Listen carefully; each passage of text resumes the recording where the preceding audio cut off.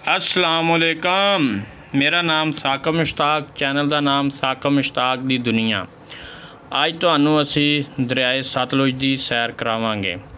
मेरे दोस्त ते मैं अज दरियाए सतलुज ते गए। दरियाए सतलुज ते पहुँचे, उत्थे काफ़ी माहौल सी, यानी कि लोग सैर सपाटे नूं आए सी, छोटे वड्डे बच्चे सारे दरिया वेखण दूरों दूरों आए हुए सी। कोई मोटरसाइकिलों ते आए सी, कोई गड्डियां ते आए हुए सी। मैं भी तो मेरे दोस्त भी फिर मोटरसाइकिल कड्डे तो असी भी हैड सलाम चले गए। अज तुहानू हैड सलाम की सैर करावांगे।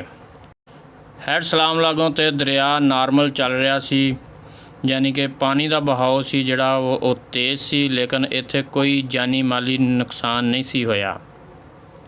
जिथों तक असी गए इत्थों तक बिल्कुल कोई जानी माली नुकसान नहीं होया। सानू थोड़ी दूर एक लड़का खड़ा नज़र आया।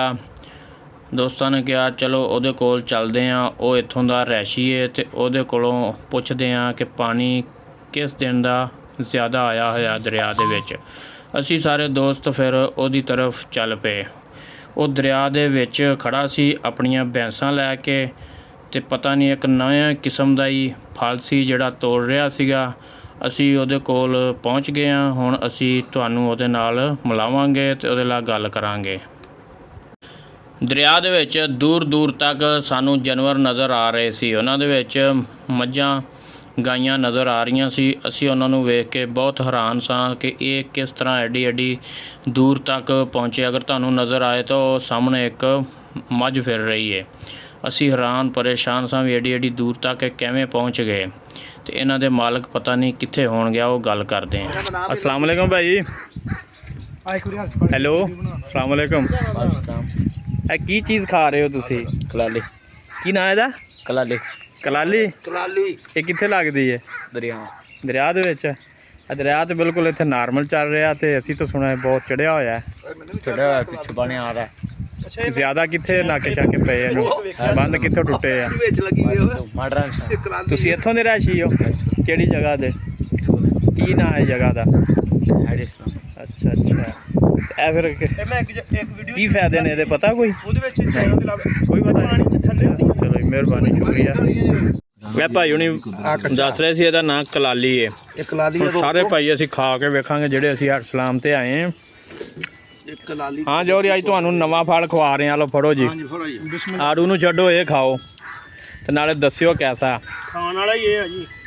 ਇਹਦਾ ਕੀ ਨਾਮ ਦੱਸਿਆ ਸੀ? कलाली। ਕਲਾਲੀ। ਤੇ ਲੈ ਕੇ ਵੀ ਜਾਣਾ ਜੇ? ਇਹ ਤੁਹਾਡੇ ਵਾਸਤੇ ਨਵਾਂ ਫਲ ਆ। अच्छा है, हाँ बिल्कुल जी। आ देखो जी, माशाल्लाह क्या कुदरत है अल्लाह। ਇਹ ਕੀ ਖਾਣਾ ਕੀ ਇਹਦੇ ਵਿੱਚੋਂ ਕੱਢ ਕੇ? काट के जी, ये बादाम तरह ना ले। ਅੱਛਾ, ਗਿਰੀ ਨਿਕਲਣੀ ਹੈ? गिरी निकलेगी जी। आ देखो ये गिरी। ਅਸੀਂ ਸਾਰੇ ਭਾਈ ਅੱਜ ਦਰਿਆਏ ਸਤਲੁਜ ਹੈਡ ਸਲਾਮ ਤੇ ਆਏ ਹਾਂ। ਹਾਂਜੀ ਵੀ ਅਸੀਂ ਵੀ ਅੱਜ ਵੇਖ ਆਈਏ ਦਰਿਆ ਕਿੰਨਾ ਕੁ ਚੜਿਆ ਹੋਇਆ। ਇੱਥੋਂ ਤੇ ਬਿਲਕੁਲ ਨਾਰਮਲ ਚੱਲ ਰਿਹਾ ਹੈ। ਅਸੀਂ ਸਾਰਿਆਂ ਭਾਈਆਂ ਨੇ ਇਹ ਜਿਹੜਾ ਨਵਾਂ ਫਲ ਸੀ ਇਹ ਚੈੱਕ ਕੀਤਾ, ਜਿਹਦਾ ਨਾਂ ਕਲਾਲੀ ਸੀ।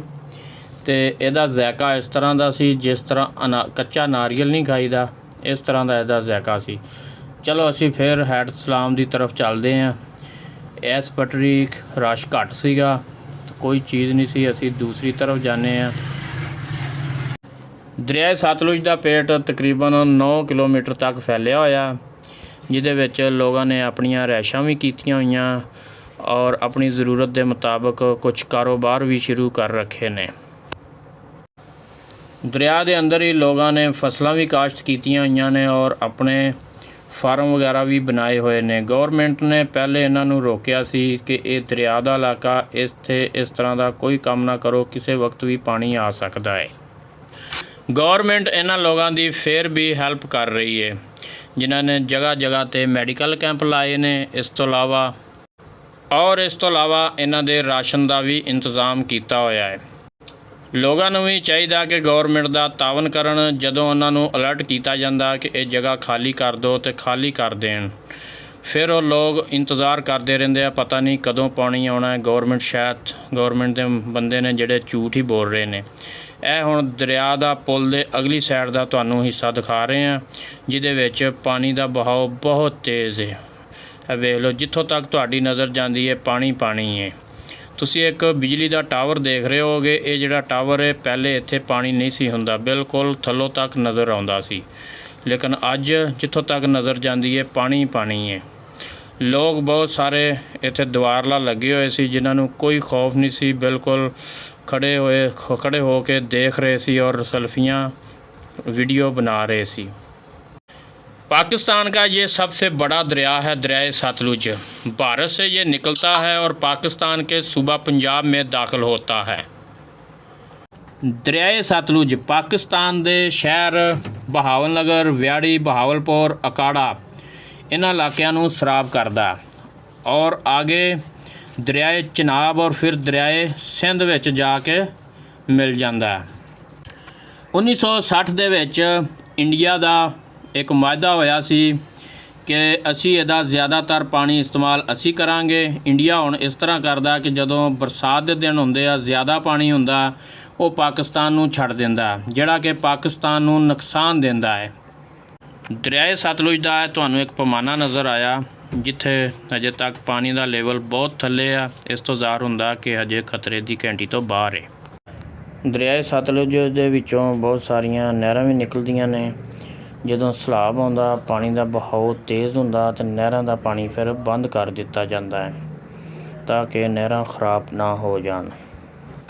हुण असीं दरिया की दूसरी पटड़ी ते साइड ते आ गए हैं, जिथों साफ ज़ाहिर हो रहा सी कि पानी का बहाव बहुत तेज़ है। ਇਹ ਤੁਹਾਨੂੰ नज़र आ रहा कि स्पीड बहुत ज़्यादा है। दरियाए सतलुज पंजाब का बहुत पुराना दरिया है, जिहड़ा कि किसानां दीयां ज़मीनां वास्ते बहुत अहम है। इन्हां पानी सराब करता है। इंशाअल्लाह हुण तुहानूं अगली वीडियो दे विच दरिया का बाकी हिस्सा भी विखावांगे और इत्थों दे रहायशी लोगों नाल आपां गलबात भी करांगे। वीडियो चंगी लगी होए तो सबसक्राइब ते लाइक प्यार मुहब्बत ला कर दिया करो ताकि सानूं भी हौसला अफजाई होंदी रहे। वीडियो पूरी वेखियो। शुक्रिया। अल्लाह हाफिज़। मिलते हैं अगली वीडियो दे विच।